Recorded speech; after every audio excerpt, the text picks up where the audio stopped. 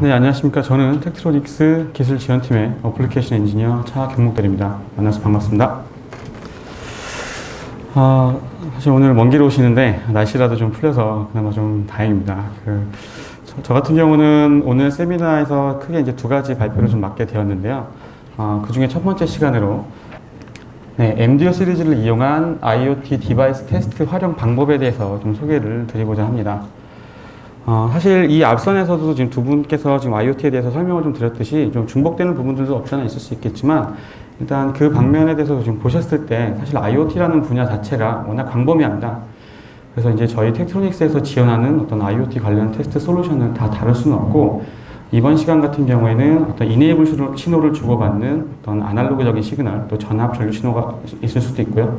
또 프로토콜 신호 같은 어떤 디지털 버스 시그널, 그리고 인아웃풋을 이용하고 있는 RF 시그널을 동시에 분석할 수 있는 어떤 측정 기법이나 방법에 대해서 좀 설명을 드리도록 하겠습니다.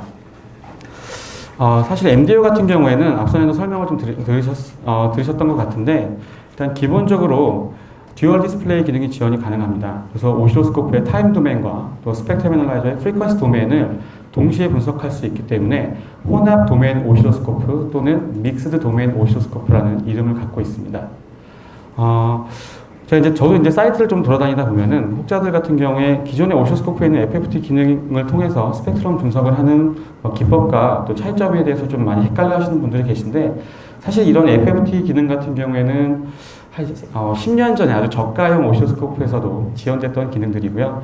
단순히 아날로그 채널, 즉 1번이면 1번 채널, 그런 채널들의 프로브를 이용을 하시고 거기에서 들어오는 전기적 신호를 어떤 퓨리의 변환을 통해서 어떤 소프트웨어 처리를 해서 어떤 스펙트럼 분석을 하는 단순한 기능인데 오늘 제가 이 설명드릴 MDO와 관련되어 있는 어떤 스펙트럼 도메인의 분석 기법 같은 경우에는 실제 스펙트럼 애널라이저를 이용한 RF 스펙트럼 분석이라고 보시면 될 것 같습니다.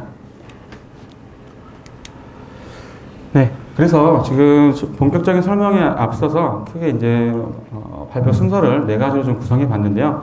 기본적으로 IoT에 대한 범주에 대해서 좀 설명을 드리고 이후에 테크니컬적인 트렌드나 또는 R&D 레벨에서의 어떤 커스터머 페인 포인트들에 대해서 좀 간단히 짚어보도록 하고 사실 1번은 앞서 좀 더 좋은 설명이 나왔기 때문에 바로바로 좀 넘어가도록 하고요.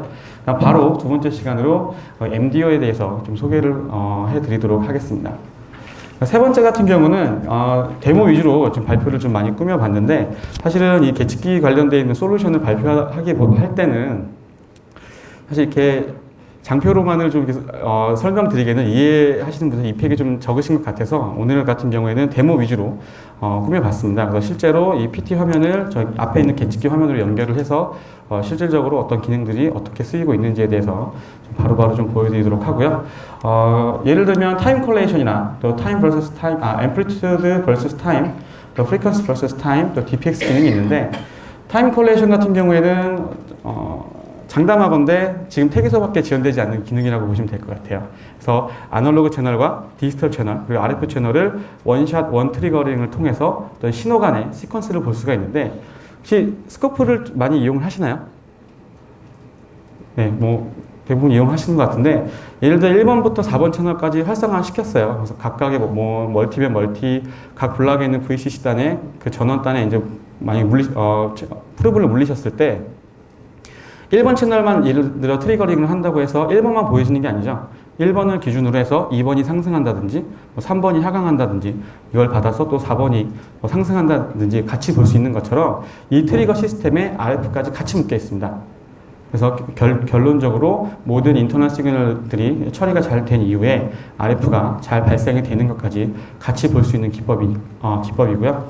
또 앰플리튜드 vs 타임이나 또 프리퀀시 vs 타임 같은 경우에는 사실 이 스펙트럼 애널라이저로 들어왔던 어떤 RF 스펙트럼에 대한 시그널을 시간축으로 변환을 시키는 거죠. 그래서 시간의 변화에 따라 어떤 진폭이 변한 부분들 그리고 주파수의 변하는 추이들을 보실 수 있기 때문에 쉽게 설명드리면 스펙트럼 애널라이저로 액퀴지션된 RF 시그널을 오시로스코프 사이드에서 분석을 하는 겁니다. 동시에 같이 병행해서 볼 수 있는 부분들이 있고, 약간 이 세 가지 기능 같은 경우에 약간 컨비네이션적인 부분들이 있습니다. 그리고 DPX 같은 경우에는 MDO 같은 경우 사실 순전히 오시로스코프 사이드에서에 대한 특화된 기능인데 이 부분도 택에서밖에 지원되지 않습니다. 그래서 리얼타임 기능이기 때문에 순간적으로 웨이브폼 업데이트율을 한 40만 번까지 확 올리면서 숨어있는 시그널들을 순간적으로 이렇게 서머리를 해서 온도 그레이딩을 하는 형식이기 때문에 이 부분에 대해서도 좀 전반적으로 좀 키 펑션에 대해서 데모를 좀 꾸며봤고요. 마지막으로 실제 IoT 분야에서 MDO가 적용되고 있는 사례에 대해서 좀 몇 가지를 추려서 소개를 해드린 다음에 이 시간을 마무리하도록 하겠습니다. 네, 그럼 첫 번째 시간으로 IoT에 대해서 간단히 좀 짚어보도록 할 텐데 이 부분은 좀 빨리빨리 지나가도록 하겠습니다. 뭐 그림에서 보시는 것처럼 1990년대부터 사실 인터넷이 확산이 되고 보급화가 되면서 사실 이때부터도 인터넷에 사물을 연결을 해서 이 기기들을 통해서 인터넷을 많이 이용을 했었죠. 근데 지금 그림에서 문구에서 보시는 것처럼 인터넷 오브 피플이죠. 즉 사람에 대한 직접적인 개입이나 또는 수동적인 조작이 필요했던 상황들이 대부분이었습니다. 지금과 같이 2010년이 넘어가면서 이런 사람의 어떤 인위적인 개입이 필요 없이도 사물 간의 어떤 대화가 자유롭게 발생되는 IoT가 대두가 되었고 지금은 아주 빌리언 단위의 폭발적인 개체수가 증가를 하고 있습니다.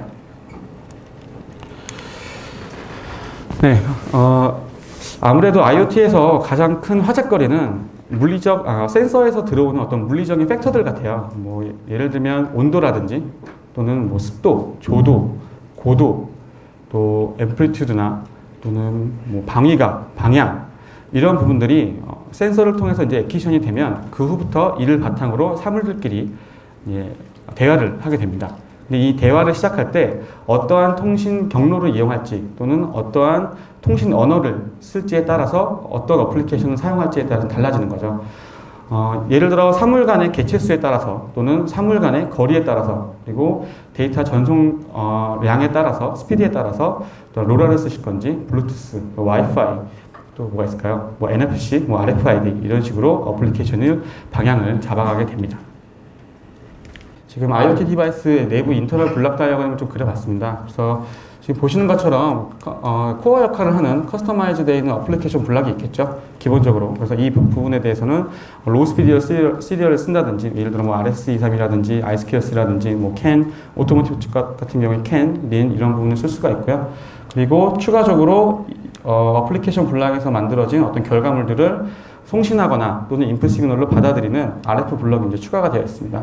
그래서 예전에 단순히 그냥 와이어리스 디바이스가 아니라 일렉트릭 디바이스 같은 경우보다는 아무래도 RF 블럭이 추가가 되다 보니까 고려해야 될 어떤 테스트 이슈들이 많이 생기는데요. 뭐 지금 보시는 것처럼 안테나 미스매치 이슈도 보실 수도 있고 또 뭐가 있을까요? 뭐 DC 파워에 대한 레귤레이션 이슈도 있을 수도 있고 제가 볼 때는 이제 저 같은 경우는 이제 이 다음 시간에 또 인터피어런스를 발표를 담당하고 있는데 이 부분이 가장 큰 골치인 것 같아요. 클락 시널. 그래서 이 내부에 있는 어떤 클락이나 IC에서 나와 있는 제너레이션 되는 어떤 시그널 때문에 아웃풋단에 있는 RF 채널에 대해서 간섭이나 어떤 라디에이션적인 어떤 인터피어런스가 발생되는지 안 되는지에 대해서 또 많이 이제 이슈가 되고 있습니다.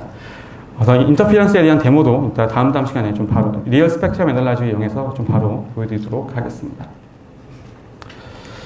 네, 그래서 이 부분 같은 경우는 센서 쪽인데요. 그래서 왜 이제 저희 쪽 같은 경우에 이제 일반 환경에 있는 주변 환경에 있는 어떤 신호들이 다 아날로그 시그널들이잖아요. 소리, 뭐 빛 이런 부분들이 아날로그 시그널이기 때문에 센서를 통해서 아날로그 시그널이 들어오게 되면 AD 컨버터를 통해서 IC로 들어가게 되고 각각 블락의 입맛에 맞게끔 iSQC면 iSQC 또 뭐 485, 뭐 RS232 이런 식으로 디코딩이 되는 것까지 같이 봐야 됩니다.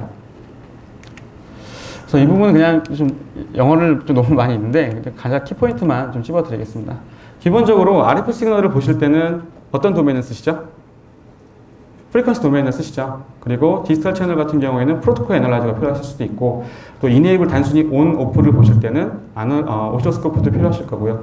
또 함수 발생기인 ALFC도 필요하실 거고 여러 가지 계측기들이 필요하다 보니까 디바이스상 어떤 소형인데도 불구하고 어떤 캐피탈적인 부분이나 어떤 익스펜스적인 부분에 대해서 가장 많이 좀 이렇게 어려움이 있지 않으신가라는 생각을 좀 해서 좀 적어봤습니다. 자, 그러면 바로 MDO 시리즈에 대해서 좀 구체적으로 좀 설명을 좀 드리도록 하겠습니다. 자, MDO 같은 경우에 일단 출시된 배경에 대해서 좀 설명을 드릴 텐데, 예전에 저도 이제 학부 때 이제 스코프를 다 써보셨겠지만 단순히 전압 전류만을 찍었었죠. 즉 그런 부분들은 이제 아날로그 시그널을 찍기 위해서 나온 오시로스코프고, IC가 이제 많이 이제 IC를 쓰시다 보니까 또 디지털 비트를 다루시게 되고, 그래서 아날로그 시그널도 다루시고 하나의 스코프에서, 그리고 디지털 버스 시그널까지 같이 보게 됩니다. 그래서 이러한 모델 같은 경우에는 시그널이 믹스되어 있다. 그래서 믹스드 시그널 오시로스코프, 그래서 MSO 시리즈가 있는 거고, 이 명명은 저희 쪽에서도 사용을 하고 있지만 타사에서도 사용을 하고 있고, 6, 7년 전, 7, 8년 전까지도 계속 사용하고 있던 스코프였습니다. 자, 근데 와이어리스 디바이스가 이제 출시가 되고 많이 보급화가 되면서 하나의 스코프에서 아날로그 시그널, 그리고 디지털 버스 시그널, 그리고 RF 시그널까지 같이 보기를 이제 원하는 거죠. 그래서 보시는 것처럼 아날로그 시그널과 디지털 버스 시그널은 타임 도메인을 쓰죠. 시간에 따른 어떤 디지털 블럭이나 이네이블 신호가 어떻게 변화를 하고 있는지를 보실 수 있으면, RF 신호 같은 경우는 프리퀀시 도메인을 씁니다. 그래서 위쪽에 타임 도메인과 아래쪽에 프리퀀시 도메인이 혼합되어 있다. 그래서 믹스드 도메인 오시로스코프인 MDO 시리즈가 되는 겁니다. 그래서 보시는 것처럼 일반적인 오시로스코프와 또 스펙트럼 애널라이저가 결합돼서 이렇게 MDO 시리즈가 나타나게 된 거고요. 컨셉 같은 경우에, MDO 같은 경우에는 뭐 두 가지 기능이 일단 들어가 있지만 기본적으로 6in1 박스 시스템이에요. 그래서 보시는 것처럼 오시로스코프, 또 스펙트럼 애널라이저, 그 다음에 펑션 제너레이터, 그리고 펑션 제너레이터 같은 경우에는 뒤쪽에 아웃풋이 따로 있습니다. 그래서 함수를 이의적으로 발생시킬 수가 있고, 또 로직 애널라이저, 또 프로토콜 애널라이저, DVM, 또 프리퀀시 카운터까지 6가지 기능이나 7가지 기능들이 다 통합적으로 지원을 하고 있습니다. 그래서 이 부분은 그냥 사파를 좀 넣어봤고요. 그래서 지금 보시면 지금 아날로그 16개 채널 포트랑 그 다음에 4개의 1번부터 4번 채널까지 보셨으면 이쪽 부분은 처음 보셨을 거예요. 바로 이 부분이 스펙트럼 애널라이저 부분이고, 하드웨어로 추가적으로 지금 구성되어 있는 부분입니다.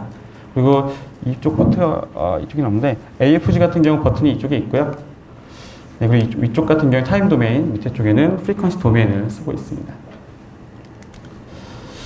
그러면 과연 그 타임 싱크 기능, 저희 쪽에서 이렇게 지금 가장 많이 핸들링을 하고 있는 타임 콜레이션 기능이 어떤 개념인지에 대해서 좀 중점적으로 좀 설명을 드릴 텐데, 지금 보시는 것처럼 어떤 특정 주파수가 제너레이션 되게끔 어떤 디코드가 되어 있는 프로토콜 신호들이 들어가게 되면, 그거에 맞춰서 아날로그 블락에서 뭐 전압이 상승한다든지 전류가 생성이 되고, 그 부분에서 또 블락이 완성이 되면 RF 시그널이 제너레이션이 됩니다. 사실 이러한 부분들을 따로따로 같이 보실 수 있기 때문에 가장 큰 장점인데, 이런 식으로 디지털 신호는 16개 디지털 프로브를 이용해서 디지털 블록에 물리시면 되시고요. 아날로그 채널은 그대로, 그리고 RF 채널은 안테나를 세우신다든지 아니면 BNC 케이블을 연결해서 같이 보실 수가 있으시죠. 이 부분도 이따가 좀 데모를 좀 보여드리겠지만 장표로 좀 일단 설명을 좀 드리겠습니다. 지금 디바이스 같은 경우에는 기본적으로 어떤 턴온을 했어요. 턴온을 하기 이전 시간대에는 900메가로 ISM 밴드에서 통신을 하게끔 세팅이 되어 있습니다. 어떤 디바이스가요. 그리고 스위치를 누른 이후에는 이 시간 영역에는 당연히 2.4기가로 통신하게끔 어떤 주파수를 바꾸라는 어떤 명령이 짜여져 있습니다. 그래서 지금 타임 베이스 오시로스코프, 그리고 프리퀀시 도메인이 이제 스펙트럼 애널라이저인데, 이 시간 영역대에 과연 내가 스위치를 누르기 전에 900메가가 잘 이루어지고 있는지, 그리고 스위치를 누른 이후에는 통신 주파수 대역이 2.4기가로 잘 전환이 됐는지를 많이 이제 궁금해들 하시죠. 그럴 경우에 이 시간대에 900메가 나온다? 그러실 경우 이 오렌지 바만 갖다 놔보시면 이 시간에 해당하는 스펙트럼이 나오게 됩니다. 되신가요? 그래서 지금 시간대에 스위치를 키기 이 시간 전에 이 시간대에 오렌지 바를 가져다 놓으시면 900메가가 나오는 게 보이시죠? 그리고 이 오렌지 바를 스위치를 킨 이후에 이 시간대로 옮기시면, 스위치를 누른 이후에 과연 이 시간대에 2.5기가가 잘 뜨는지까지 시퀀스를 다 물리실 수가 있는 거죠. 간단한 아주 데모였고요. 사실 이러한 기능 같은 경우에는 기본적으로 오시로스코프랑 스펙트럼 애널라이저를 구비를 하셔야 되고, 또 이런 시퀀스를 분석을 하실 거면 뭐 엔지니어 최소한 두 분이서 뭐 런스탑을 같이 누르셔서 저 타임에 맞는 스펙트럼을 뭐 찾으셔야 되고 좀 그런 번거로움이 있는데 지금 기본적으로 이 엣지 트리거로 지금 파형이 잡혀 있잖아요. 그리고 이 전 시간대 지금 처음부터 이 끝 시간 영역대의 모든 스펙트럼이 지금 다 에퀴션이 되어 있는 겁니다. 괜찮으시죠? 그 다음에 원하는 시간대에 오렌지 바를 가져다 놓으시면 그 시간에 맞는 스펙트럼이 펼쳐져서 밑에서 보여주는 거죠.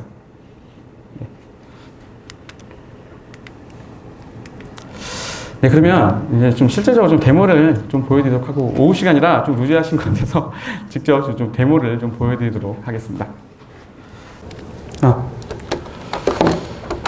네, 지금 옵션을 0으로 떨어뜨린 디폴트를 누르게 되면 단순히 그냥 오시로스코프 파형이 나오죠. 그리고 RF 채널을 켜게 되면 위쪽에는 오시로스코프, 밑에는 스펙트럼 애널라이저가 나오게 되고, 그 다음에 1번 채널을 끄게 되면 네, 전용 스펙트럼 애널라이저를 이용하실 수가 있으십니다. 스코프, 아까 DPX 기능을 제가 설명을 드린다고 했었잖아요. DPX 같은 경우 이제 스코프 사이드에서에 대한 키 펑션을 좀 소개를 해드릴 텐데, 트리거를 많이 사용하시나요? 네, 어떤 트리거 사용하시죠? 한 개밖에 없으실 텐데요. 어떤 트리거 사용하시죠? 엣지 트리거 사용하지 않으시나요? 그죠? 엣지 이외에 또 다른 트리거 써본 적 있으신가요? 없으시죠? 제가 이렇게 뭐 사이트를 돌아다니면 한 20년 경력의 수석님들도 다 엣지 트리거로 다 활용을 하시는 것 같아요. 근데 지금 보시면 오토셋을 누르면 굉장히 복잡한 신호죠.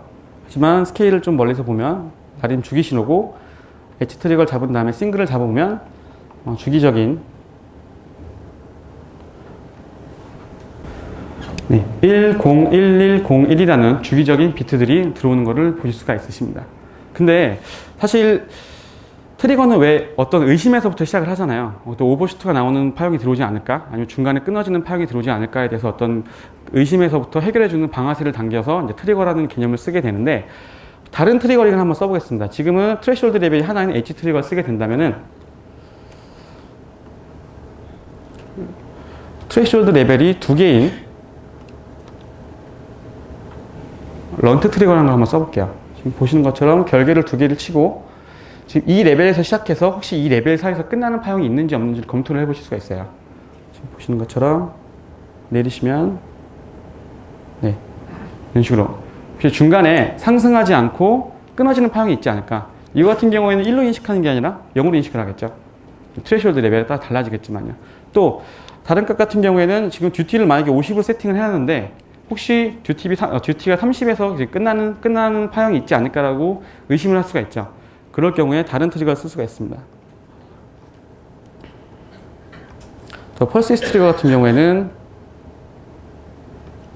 딱 보시면 어떤 리밋 타임을 온 타임을 걸어 놓으시면 이 리밋 타임에 이전에 끝나는 파형을 잡아줄지 이상으로 잡아줄지 이제 명령을 내릴 수가 있으신데, 이런 부분에 대해서도 조금씩 올리시면 네, 보이시죠? 그래서 지금 이 온 타임이 31.2나노보다 미만이기 때문에 어떤 잡아주는 기법들이죠. 그래서 제가 설명드리고 싶은 거는 지금 오시로스코프의 강의가 아니기 때문에 제가 궁극적으로 설명드리고 싶은 거는 맨날 같이 보셨던 시그널이라도 항상 같은 트리거를 보게 되면은 같은 시그널밖에 못 보세요. 근데 여러 가지의 트리거를 쓰셔야 되는데, 이럴 경우에는 차라리 DPX로 그 웨이폼 업데이트율을 순간적으로 확 올리시면은 좋은 기능으로 사용하실 수가 있으십니다. 그래서 지금 초당 웨이폼 업데이트율이 한 5만 번인데, 이 부분을 에퀴션을 순간적으로 높이게 되면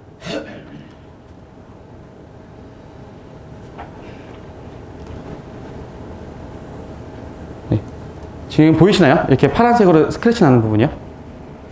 그렇죠? 그래서 지금 여기서 색깔을 의미하는 거는 신호의 덴시티를 얘기를 해요. 그래서 메인 신호는 어떤 빨간색 신호나 어떤 노란색 신호가 주된 신호가 되겠고, 중간에 스크래치 나는 부분 보이시죠? 이런 부분들을 서머리를 해서 보실 수가 있습니다. 그래서 뭐 외주에서 맡기셨던 시그널들을 뭐 처음부터 차근차근 보시는 것도 시간이 뭐 좋은 방법이겠지만 시간이 걸린다는 거죠.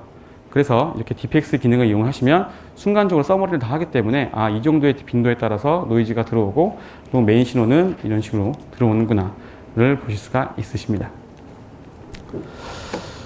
네, 그리고 이제 아이스캐시 같은 경우에는 단순히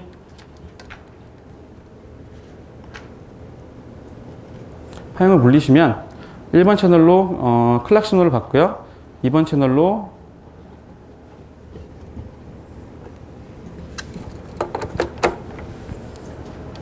2번 채널로 데이터 신호를 받고요. 그 이상 그냥 제가 볼 때는 단순히 전압 파형이잖아요. 근데 아이스케어시나 어떤 인베디드 된 모듈을 사용을 하시면 프로토콜 애널라이저 기능을 이용하실 수가 있으십니다.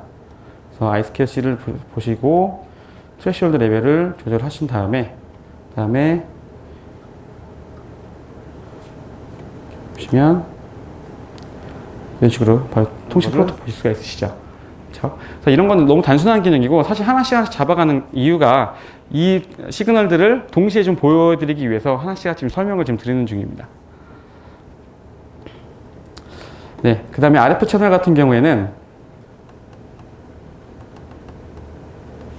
보시는 것처럼 RF 화면으로 전환을 하고요.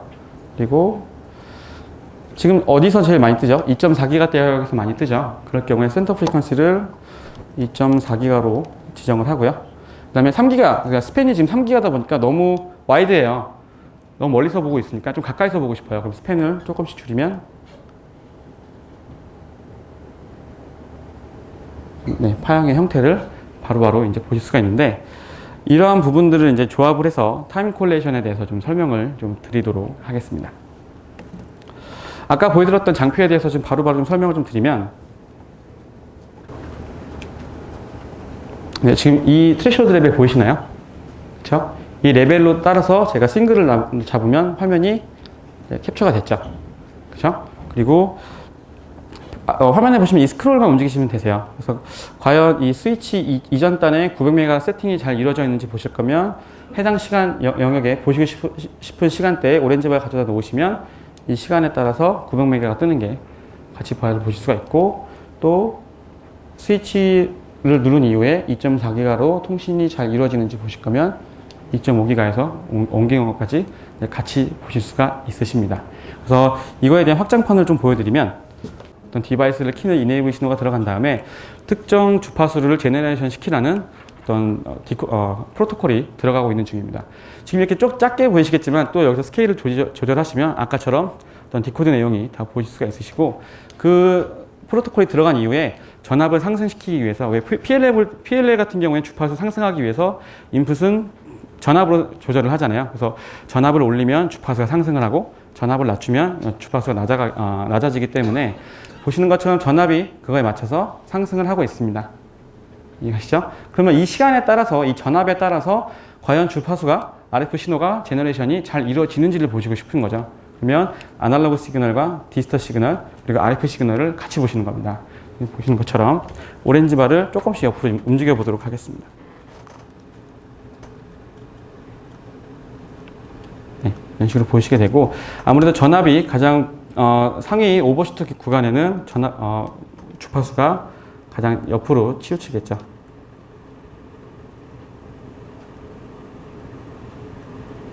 그렇죠? 오버슈트 구간에는 지금 2.416GHz로 하지만 스테디 구간에서 전압이 조금 낮아지면서 그거에 맞게끔 주파수도 안정화가 돼서 자리를 잡게 되는 겁니다.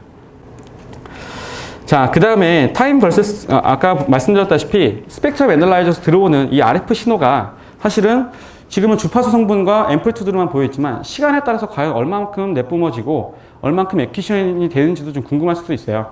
그래서 이 오시로스코프 사이드에서 지금 보일 수가 있는데 이 부분은 제가 동영상으로 좀 설명을 좀 드리겠습니다.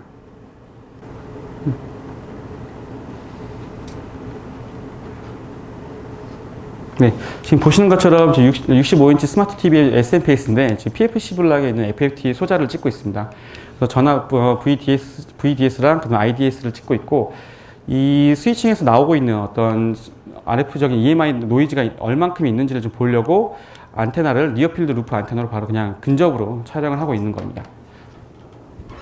그래서 뭐 중간은 세팅 과정이기 때문에 좀 넘어가도록 할게요. 네, 지금 이제 세팅이 다 끝나서 이제 액티션이 되어 있는데요. 지금도 엣지 트리거를 잡아서 싱글을 잡아 있는 파형이에요. 그래서 지금 전압이 스위칭하는 게 보이시죠? 그래서 턴 온이나 턴 오프. 그래서 전압과 전류가 지금 같이 이제 스위칭을 하는 파형을 지금 보고 계신데 지금 보시는 것처럼 이쪽 같은 경우는 전압 전류 파형인 거 이해 가시죠? 그렇죠? 그 밑에 쪽에는 스펙트럼 파형입니다. 그럼 혹시 중간에 이 파형이 어떤 파형인지 아시나요? 지금 이 파형 같은 경우는 실질적으로 RF 채널에서 들어오는 어떤 노이즈량을 시간 단위로 환산을 해서 뿜어져 나오는 거를 다 계산을 해준 거죠. 예를 들어 시간에 따라서 뻥뻥 이런 식으로 터져서 나오는 거를 가리키고 있습니다. 괜찮으시죠? 근데 제가 지금 봤을 때 지금 이런 노이즈들은 왜 나오는지 사실 모르겠어요. 이런 부분들. 근데 지금 공교롭게도 온과 오프 타임을 할 때 싱크가 맞아서 나오는 부분들이 보이시나요? 그렇죠? RF 에너지들이. 이거 같은 경우에는 스위칭 노이즈로밖에 간주를 할 수밖에 없습니다. 왜냐면 온과 오프 타임을 할 때 동시에 나오기 때문에요. 즉 RF 채널에서 에퀴션을 해서 시간에 따라서 환산을 시켜서 나오는 거기 때문에 싱크가 맞아 있는 이 부분들은 바로 원인이 전압이나 전류 파형일 거고, 그리고 그거에 따라서 RF 에너지가 제너레이션이 되는 거를 같이 분석을 할 수가 있습니다. 자, 그럼 여기서 엔지니어적으로 봤을 때 뭐가 또 궁금하시죠? 스위칭 노이즈가 나오는지는 이제 알겠어요. 그렇다면 그 스위칭 노이즈의 주파수 성분을 알고 싶잖아요. 그렇죠? 과연 몇 메가에서 나오는 건지, 몇 킬로헤르츠에서 나오는 건지, 이런 게 궁금하게 되면 이 오렌지 바를 옮기시면 되십니다.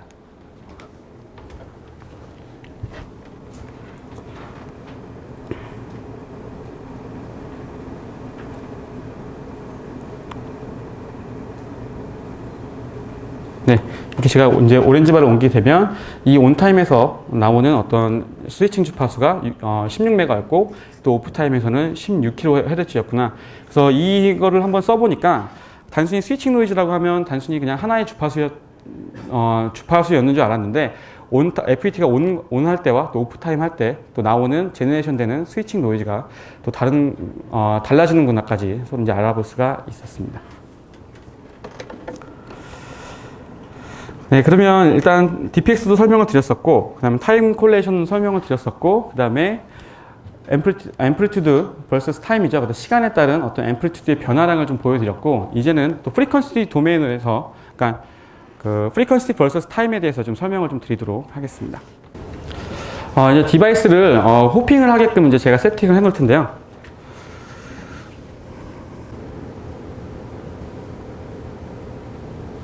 네, 아까는 이 RF 채널에서 들어오는 시그널에 대해서 시간에 따른 어떤 앰플리튜드의 변화량을 보여줬기 때문에 여기가 지금 F가 아니라 A로 표시가 되었습니다. 그 앰플리튜드라는 의미가 되었고, 지금은 프리퀀시죠. 즉 시간에 따라서 주파수가 변하는 추이를 지금 보여드리려고 지금 이 그래프를 생성을 시킨 건데, 보시는 것처럼 제가 이 1번 채널을 통해서 또 H 트리거를 잡게 되면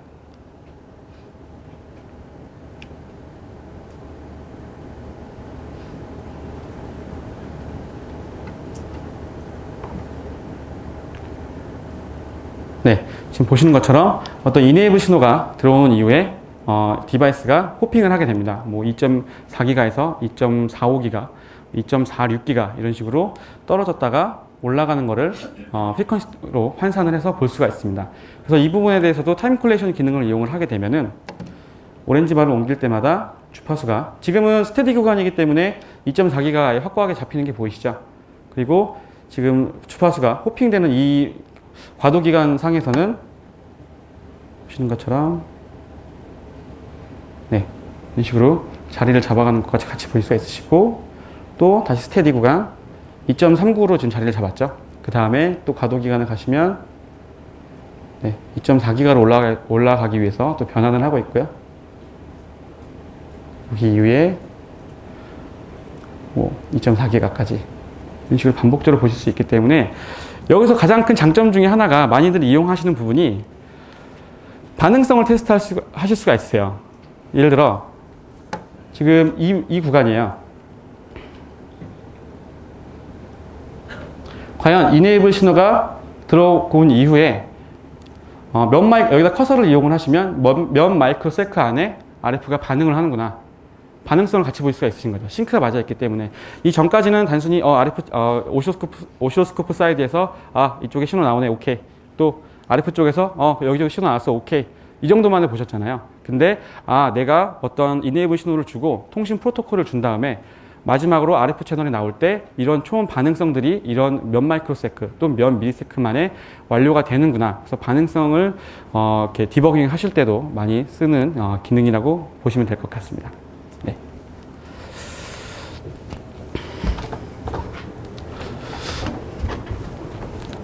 확실히 데모를 하니까 집중력이 좀 오르는 것 같습니다.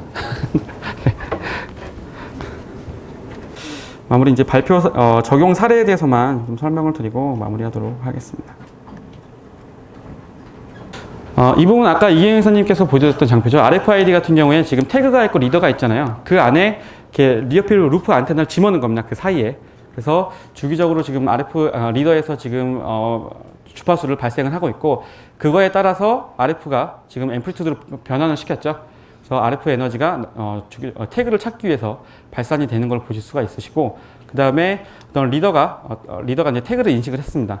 인식을 하게 되면 어떤 통신 프로토콜이 RF적으로 모듈레이션이나 ASK나 뭐 이런 모듈레이션이 들어가고, 밑에 부분 같은 경우에는 리더기의 신호예요.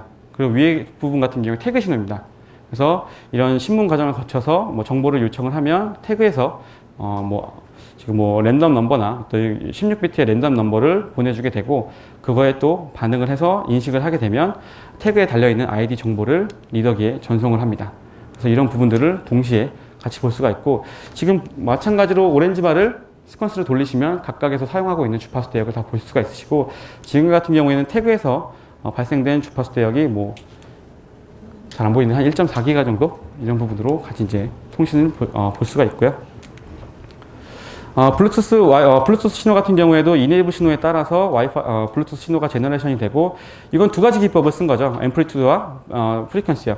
그래서 첫 번째 시그널 비트에서는 주파수가 상승을 하나씩 하게 되고, 그거에 따라서 앰플리튜드 상승을 하고, 시간에 따른 어떤 주파수 시퀀스들이 잘 이루어지는지 엘리 모드를 찍을 때 지금 사용이 되기도 했고요. 네, 이거는 현재 제가 직접 이렇게 지어 나갔던 부분인데, IoT가 지금 병원 쪽에서도 이제 지금 적용이 되고 있어요. 즉, 예전 같은 경우에는 혈당 센서 같은 경우에 케이블로 연결을 해서 병원 네트워크에 어떤 정보를 저장을 했다면, 지금 같은 경우 와이어리스 디바이스 방식으로 블루투스로 수시로 이제 병원 네트워크에서 저장을 합니다. 그래서 보시는 것처럼 인터넷 시그널 같은 경우에는 ISQS나 RS232 또 RS232를 모듈 내부에서 인터넷 시그널로 잡게 되고, 그거에 대한 정보를 블루투스로 병원에 있는 네트워크에 주게 되면요, 이런 부분들이 동시에 서로 찍혀지고 마지막에는 RF 시그널이 보여지게 되고, 이 부분에 대해서도 이제 얼마만큼의 지금 보시면 16마이크로세크에서나 또는 20마이크로세크 사이에 지금 RF 신호들이 제너레이션 되는 것까지 같이 이제 보실 수가 있으십니다. 네, 지금 가장 핫하죠. 와이어리스 충전 경우도 이제 오토모티브 쪽에서 많이 이용을 하고 있는데, 공진 방식이 있고 유도성 방식이 있는데, 유도 방식 같은 경우는 어떤 자동차 배터리에서 이제 이용을 하게 되고, 지금 같이 이제 갖다 대면은 자기장이 이제 되면서 옆에서 이제 유도성 전류가 나오기 때문에 유도 방식이라고 하는데, 이런 부분 같은 경우도 지금 2차 쪽 같은 경우에는 유도 전류가 생성되는지를 보시기 위해서 전류 프로브를 이용을 하시고, 그 다음에 안테나를 가운데 놓으시면 이 부분에서는 RF 에너지가 발생됨에 따라서 차징이 되는 것까지 같이 볼 수가 있고, 세팅되어 있는 주파수 대역 이외에 혹시 다른 인터피어런스가 있는지 없는지도 같이 이제 보시면서 시간 상관관계에 따라서 타이밍 코릴레이션을 이용하는 기법이 되겠습니다. 네, 지금 같은 경우는 이제 공진 방식인데요. 공진 방식 같은 경우에는 패드를 갖다 대기 전에 어떤 주파수만 맞게 되면 내부의 인터넷 시그널이 이제 제너레이션 되면서 서로 상호 호환으로 통신 프로토콜이 이어지는데, 그거에 따라서 통신 프로토콜이 제너레이션 되고 그거에 맞게끔 RF 에너지가 발생이 되죠. 지금은 앰플리튜드죠. 변환을 시킨 게. 그래서 에너지가 시간 단위에 따라서 잘 맞아 떨어지는구나. 이 비트 모양에 따라서 앰플리튜드가 잘 나오는 것을 확인하실 수가 있으시고, 그거에 따른 공진 주파수 세팅이 잘 이루어지는 것까지 밑에서 이제 보실 수가 있으십니다. 네, 이것도 그냥 같은 분야가 되겠고요.